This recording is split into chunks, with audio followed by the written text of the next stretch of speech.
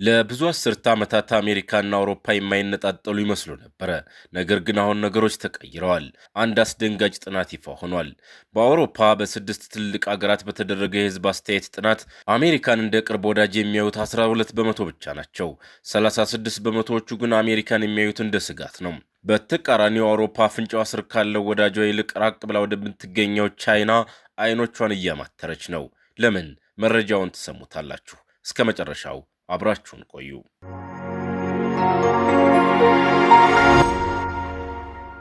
ለረጅም ጊዜ አውሮፓ አሜሪካን እንደ ጠባቂ መልአክ ታያት ነበር።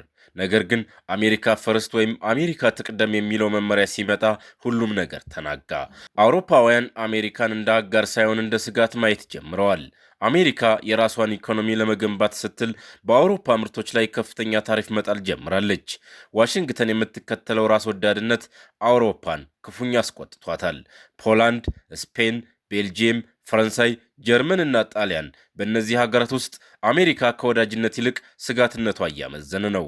ቻይና እንደ ስጋት የምትታየው በ29% ብቻ ሲሆን አሜሪካ ግን በ36 በመቶ ትበልጣለች። ይህ ለአሜሪካ ዲፕሎማሲ ትልቅ ሽንፈት ነው። በ2026 መጀመሪያ ላይ ዋሽንግተን አንድ አስገራሚ ጥያቄ አቀረበች። ግሪንላንድን ሙሉ በሙሉ ልግዛለች።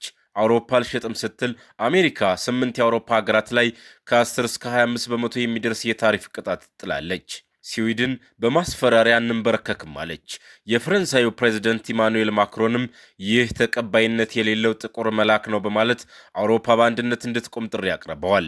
አሜሪካ ወዳጆቿን በንግድ ጦርነት ልታስገዛ መሞከሯ አውሮፓን ሌላ አማራጭ እንድትፈልግ አስገድዷታል።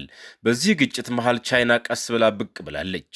ለአውሮፓ ቻይና እንደ አሜሪካ ፖለቲካዊ ጫና የምታበዛ አይደለችም። ቻይና የምታቀርበው ንግድ፣ ግዙፍ ገበያና ቴክኖሎጂን ነው። አውሮፓ ወደ አረንጓዴ ኢኮኖሚ ለመሸጋገር ቆርጣ ተነስታለች። ለዚህ ደግሞ የቻይና ባትሪዎች፣ የፀሐይ ኢነርጂ ቴክኖሎጂዎችና የኤሌክትሪክ መኪናዎች ወሳኝ ናቸው። ቻይና በእነዚህ ዘርፎች ዓለምን እየመራች ነው። ተንታኞች እንደሚሉት ቻይና ለአውሮፓ ጠላት አይደለችም፣ ይልቁንም የህልውና አጋር ናት። አውሮፓ ከቻይና ጋር መስራቷ መክዳት ሳይሆን መትረፍ ነው ይላሉ። አውሮፓ አሁን በሁለት ጎራዎች መሃል መጨመቅ ሰልችቷታል። ስትራቴጂካዊ ነጻነት የሚል አዲስ መፈክር ይዘው መጥተዋል። ትርጉሙም አሜሪካ በምትከፍተው የንግድ ጦርነት ውስጥ መጠቀሚያ አለመሆን ማለት ነው። ዓለማችን ከአንድ ዋልታ ወይም ከአሜሪካ ብቻ ወደ ብዙ ዋልታዎች እየተቀየረች ነው። አውሮፓ የራሷን ጥቅም ለማስከበር ስትል ከቤጂንግ ጋር ያላትን ግንኙነት እያሰፋች ነው። ዋሽንግተን አጋሮቿን እንደ ጠላት ማየትና ማስፈራራት ከቀጠለች ለወደፊቱ አውሮፓን ሙሉ በሙሉ ልታጣት ትችላለች። ቻይና ደግሞ ይህንን አጋጣሚ ተጠቅማ የዓለምን የኢኮኖሚ መሪነት ለመረከብ ተዘጋጅታለች። ዓለም ላለፉት 80 ዓመታት በአንድ ትልቅ ጥላ ስር ነበረች። ያ ጥላ የአሜሪካ ነበር። ሆኖም አሁን ያ ጥላ እየተጠቀለለ ነው። አንድ አስደንጋጭ ጥናት ይፋ ሆኗል። ጋሉፕ እንደዘገበው በታሪክ ለመጀመሪያ ጊዜ የቻይና የዓለም መሪነት ተቀባይነት አሜሪካን በልጧል። 36 በመቶ ዓለም ቻይናን ሲደግፍ፣ አሜሪካ ግን ወደ 31 በመቶ ወርዳለች። ከዚህ በላይ የሚያስደነግጠው ግን አሜሪካን አልቀበልም ያለው የዓለም ሕዝብ 48 በመቶ መድረሱ ነው። ይህ ቁጥር ብቻ አይደለም፣ የስልጣን ሽግግር ነው። የሰው ልጅ አስተሳሰብ ለውጥ ነው። ከሁለት አስርት ዓመታት በኋላ ለመጀመሪያ ጊዜ አሜሪካ ከሁለተኝነትም ዝቅ ብላለች። የጋሉፕ መረጃ እንደሚያሳየው በአንድ ዓመት ውስጥ ብቻ በ44 ሀገራት ውስጥ የአሜሪካ ተቀባይነት በከፍተኛ ሁኔታ ቀንሷል። የሚገርመው እነዚህ ሀገራት የኔቶ አባላትና የአሜሪካ የቅርብ ወዳጆች መሆናቸው ነው። ለምን? ምክንያቱም አሜሪካ ከንግድ ስምምነቶች ወጣች፣ የአየር ንብረት ስምምነቶችን ቀደደችና በሀገር ውስጥ የፖለቲካ ንትርክ ተከፋፈለች። ዓለም አሜሪካን ስታያት የማትታመን ሆና አገኘቻት። በሌላ በኩል ቻይና በጆርጅ ቡሽና በትራምፕ ዘመን ብቻ አሳይታ የነበረውን ብልጫ አሁን በቋሚነት ወስደዋለች። ይህ ስታቲስቲካዊ ድንገቴ ሳይሆን የታቀደ ስትራቴጂ ውጤት ነው። ለረጅም ጊዜ መሪነት ማለት ዴሞክራሲን፣ የሰብአዊ መብትንና ተቋማዊ አሰራርን ማስፋፋት ተደርጎ ይታሰብ ነበር። አሜሪካ የዚህ ሞዴል አቀንቃኝ ነበረች። ነገር ግን ለአንድ በረሃብ ለሚሰቃይ ወይም መንገድ ለሌለው ሕዝብ ዴሞክራሲ ብቻውን ፋይዳው ምንድን ነው? የዓለም ደቡብ ወይም ግሎባል ሳውዝ ሀገራት አሁን የሚጠይቁት ጥያቄ ተቀይሯል። ማን ነው መንገድ የሚሰራልኝ? ማን ነው ኤሌክትሪክ ኃይል የሚያቀርብልኝ? ማን ነው ድህነትን የሚቀልስልኝ ሆኗል። ቻይና ለዚህ ጥያቄ መልስ አላት። ባለፉት 40 ዓመታት የራሷን 800 ሚሊዮን ሕዝብ ከድህነት ያወጣችበትን መንገድ ለዓለም እያሳየች ነው። የእኛን የፖለቲካ መስመር ተከትሎ አትልም፣ ይልቁንም ኑ አብረን እንልማ ትላለች። ይህ ተግባራዊ አካሄድ ድሃ ሀገራትን ወደ ቻይና እየሳበ ነው። ጥር 2026 ዓለም በድንጋጤ ተዋጠች። የትራምፕ አስተዳደር አሜሪካ ከ66 ዓለም አቀፍ ድርጅቶች መውጣቷን አወጀ። አሜሪካ ብቻዬን እበቃለሁ አለች። ከአንድ ወር በኋላ በየካቲት ወር መጨረሻ ከአውሮፓና ከኤሽያ ወዳጆች ጋር ሳትመካከር ከኢራን ጋር ጦርነት ውስጥ ገባች። ይህ ውሳኔ አሜሪካን ዓለም አቀፍ ተንኮለኛ አስመሰላት። ይህ ድርጊት አሜሪካ አጋሮቿን ለራሷ ጥቅም ስትል እንደምትሰዋ አረጋገጠ። በዚሁ ቅጽበት ነው እንግዲህ ዓለም አሜሪካን እንደ ጠባቂ ሳይሆን እንደ ስጋት ማየት የጀመረችው። በጦርነትና በማዕቀብ የምትገዛ አሜሪካ ሰለቸች። አሜሪካ አንድን ሀገር ለመርዳት ስትመጣ ይህን ሕግ ቀይሩ፣ ያንን መሪ አውርዱ ትላለች። ቻይና ግን የሀገራችሁ ሉዓላዊነት ይከበር፣ በውስጥ ጉዳያችሁ አንገባም ነው የምትለው። ይህ ዊን ዊን ወይም ሁለቱም አሸናፊ የሚሆኑበት ትብብር ለአፍሪቃ፣ ለላቲን አሜሪካና ለኤሽያ ሀገራት ትልቅ እፎይታ ነው። ቻይና የምታቀርበው ግንኙነት ከርዕዮተ ዓለም ነፃ ነው። ንግድ ነው፣ ልማት ነው፣ ትርፍም ነው። በዚህም ምክንያት ነው በታሪክ ታይቶ በማይታወቅ ሁኔታ የዓለም ሕዝብ ለቤጂንግ ይሁንታውን የሰጠው።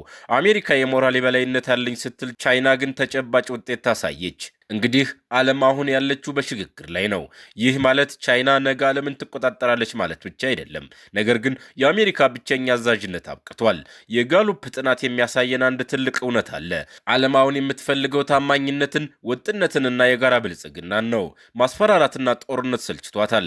ታላቁ ፈላስፋ አሪስቶትል ፖለቲካ በተሰኘው መጽሐፉ ላይ እንዲህ ብሎ ነበር። ማንኛውም ማህበረሰብ የሚመሰርተው ለሆነ መልካም ነገር ሲባል ነው። ለበርካታ አስርት ዓመታት አውሮፓ አትላንቲክ ውቅያኖስ ማዶ ካለችው አሜሪካ ጋር የነበራት ጥምረት ለዚህ መልካም ነገር ዋስትና እንደሆነ ይታመን ነበር። ነገር ግን ዛሬ ያ መሰረት እየተናወጠ ነው። አውሮፓ አሜሪካን እንደ ጠባቂ ሳይሆን እንደ አደጋ ማየት ጀምራለች። በቅርቡ ይፋ የሆነው የዩሮፒያን ፐልስ ጥናት እንደሚያሳየው በ6 ቁልፍ የአውሮፓ ሀገራት ውስጥ አሜሪካን እንደ ቅርብ ወዳጅ የሚያዩት 12 በመቶ ብቻ ናቸው። 36 በመቶዎቹ ግን አሜሪካን ስጋት ይሏታል። ይህ የቁጥር ለውጥ ብቻ አይደለም፣ የዘመን ለውጥ ነው። በ2025 የማጋ ወይም አሜሪካን ዳግም ታላቅ እናድርጋት መርህ ወደ ዋይት ሃውስ ሲመለስ አውሮፓ የገባችበት ድንጋጤ ቨርቲጎ ወይም ራስ ማዞር ነው የተባለው። አሜሪካ ለኔቶ ያላትን ቁርጠኝነት ጥያቄ ውስጥ ማስገባት ብቻ ሳይሆን አጋሮቿን በኢኮኖሚ መጫን ጀምራለች። በአውሮፓ ህብረት አልሙኒየምና መኪናዎች ላይ የተጣለው ከባድ ታሪፍ የንግድ ጉልበተኝነት ተብሎ ተፈርጇል። አሜሪካ የራሷን ኢኮኖሚ ለማነቃቃት ስትል የአውሮፓን ኢንዱስትሪዎች እየገደለች እንደሆነ ብራሰልስ ይሰማታል። ከዚህ በላይ ግን ዓለምን ያስገረመውና አውሮፓን ያስቆጣው የ2026ቱ የግሪንላንድ ጉዳይ ነው። አሜሪካ ግሪንላንድን ካልሸጣችሁልኝ በሚል በ8 የአውሮፓ ሀገራት ላይ የጣለችው ማዕቀብ አሜሪካን ከአጋርነት ወደ ቀማኛነት ቀይሯታል። አሁን አውሮፓ አንድ ምርጫ ብቻ አላት፣ ስትራቴጂካዊ ነጻነት። ይህ ማለት አውሮፓ በራሷ እግር መቆም አለባት ማለት ነው። ነገር ግን ይህ ቀላል አይደለም። አውሮፓ ለዘመናት በመከላከያ ረገድ በአሜሪካ ላይ ጥገኛ ነበረች። አሁን ያንን ጥገኝነት ለመበጠስ ከፍተኛ የመከላከያ በጀትና የፖለቲካ አንድነት ይጠይቃታል። በአውሮፓ ውስጥ ከአሜሪካ እንለይ የሚሉና ራሳችንን እንቻል የሚሉ ወገኖች መካከል ከፍተኛ ፍጥጫ አለ። ሆኖም ዋሽንግተን ከኢራን ጋር የከፈተችው የአንድ ወገን ጦርነትና አውሮፓን ያለ ፍላጎቷ ወደ ግጭቱ መጎተቷ የነጻነት ጥያቄውን የህልውና ጥያቄ አድርጎታል። አውሮፓ ወደ ምዕራብ ስታይ ዛቻን፣ ወደ ምስራቅ ስታይ ግን መረጋጋትን እያየች ነው። ቻይና ለአውሮፓ ያቀረበችው 3 መሰረቶች ያሉት ግብዣ ነው። እርስ በርስ መከባበር፣ ክፍት ትብብርና እውነተኛ የብዙ ዋልታ ዓለም።